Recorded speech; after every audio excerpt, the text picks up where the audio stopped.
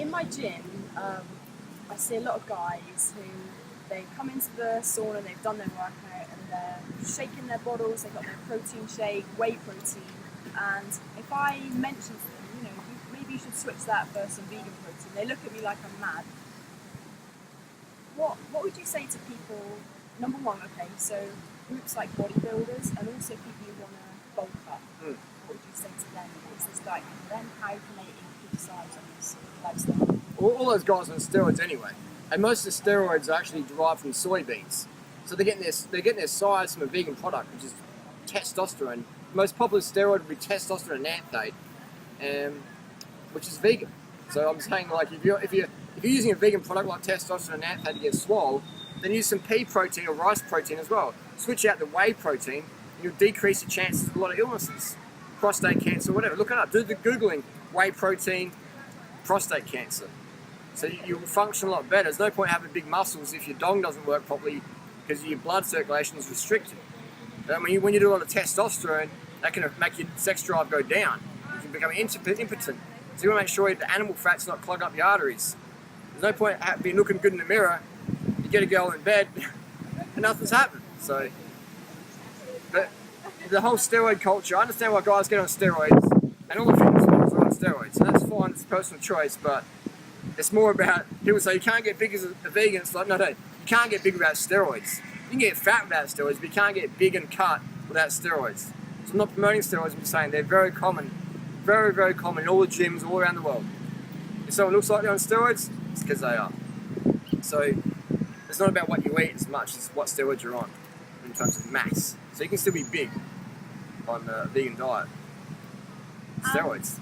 I've got a lot of runner friends, I'm a runner myself, and I personally don't have a problem with getting too lean, but a lot of my friends, my partner, really struggles with eating enough on this diet. So and this is the thing, and you know this, people come onto a vegan lifestyle and they try it for a while, they say they're not eating enough, they're not getting in the calories, and then they go off it and they go back to eating. Like my boyfriend for a while he would go back to cookies and things just because he's just getting the most calories. So what's your advice for people? And when I say to them just eat more, but it doesn't resonate, you want any advice for getting that message across? There's a few factors there. Some people have anorexia and they're like, oh, I'm trying to eat, but they're not. They've got anorexia, they don't want to eat. You've got some people who genuinely do, but maybe they're disorganized, they're at work, they're distracted, they need someone to give them the food so they can eat it.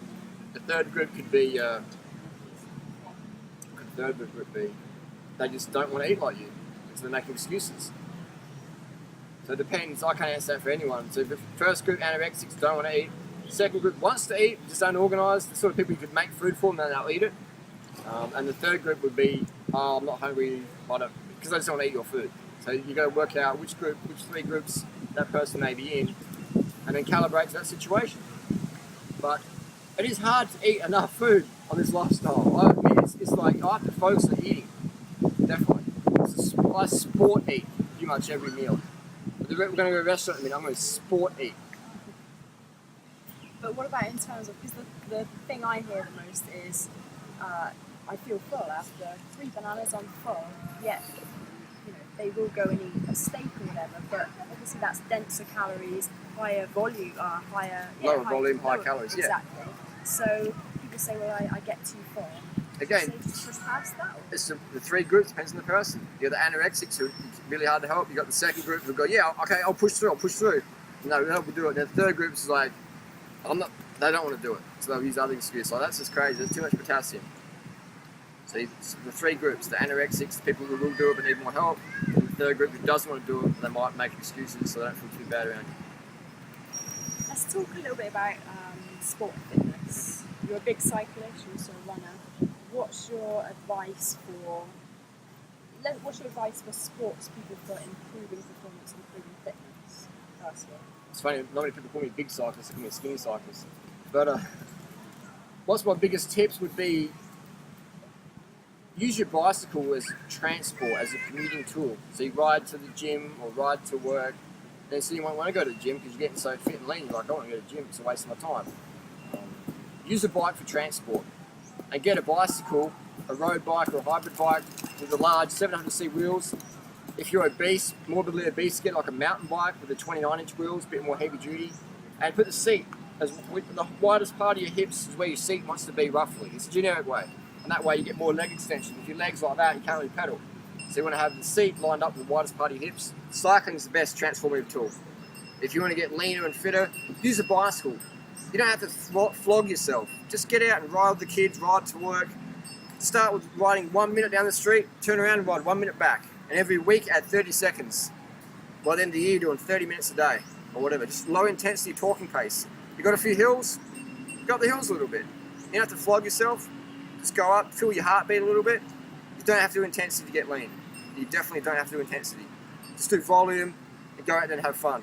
And then as you get fitter over time, you can throw in some intensity, but only after maybe a year or two of training.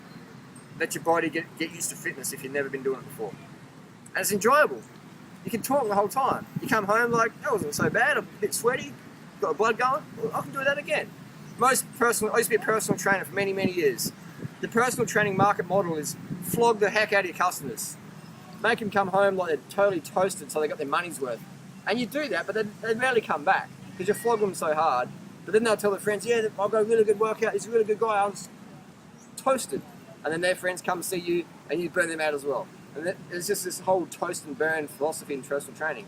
Flog the heck out of your customers. They'll say you're good and it's just repeat business. It's a scam. So my tip is low intensity training. Focus on volume, start with a minute a day, 2 minutes a day cycling. Minute out, minute back. No excuses. You've got time for 2 minutes of cycling a day. If you're in a wheelchair, get a hand cycle. Or just go down the street, 1 minute down, 1 minute back.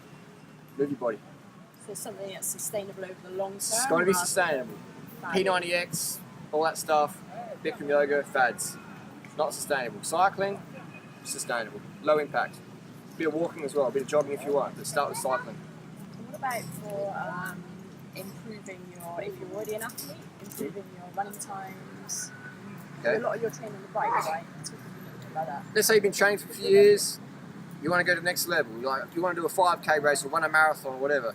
I ran a 2:48 marathon, 2:48.07 a few weeks ago, on about 10 miles a week running because I got the cycling fitness there. So I would say if you want to get faster, once you've done a few years of base training, just cruising around, and that's not enough of a challenge for you, go and find some friends who are fitter than you and train with them once a week. Do a bit of intensity. Try and keep up with them once a week, maybe in a jog or a bike ride. But make sure it's in a sport that you've been doing for a while, a couple of years, so you don't burn yourself out. If I try to keep up with my soccer friends, I'd injure myself because I don't play soccer.